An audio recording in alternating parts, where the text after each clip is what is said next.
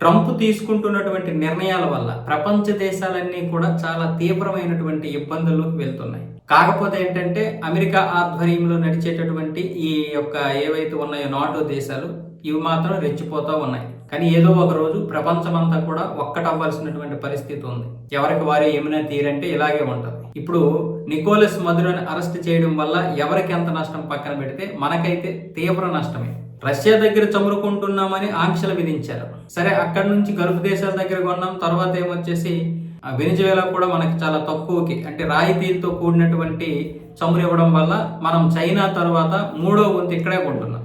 China తర్వాత కొంటున్నటువంటి దేశం ఏదంటే భారతే. ఇప్పుడు ఈ నికోలస్ మదురో అరెస్ట్ అవ్వడం వల్ల ఈ చమురు నిల్వలన్నీ కూడా అమెరికా కంపెనీ చేతిలోకి వెళ్ళిపోతున్నాయి.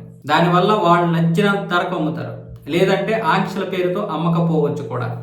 ఈ పరిస్థితే కనుక వస్తే ఖచ్చితంగా భారత్ మీద ఎంతో కొంత ప్రభావం పడుతుంది. ఈ ప్రభావం అనేది చమురు నిల్వలు తగ్గిపోయి మళ్ళీ ధరలు పెరిగాయంటే రూపాయి విలువ పడిపోతుంది. అందుకని ఇప్పుడు ఆ మదురో అరెస్ట్ అనేది మనకు నష్టం, చైనాకి నష్టమే. కానీ చైనా యొక్క కరెన్సీ విలువ పడవచ్చు, పడకపోవచ్చు. చైనా యొక్క ఆర్థిక వ్యవస్థ వేరు, మన ఆర్థిక వ్యవస్థ వేరు.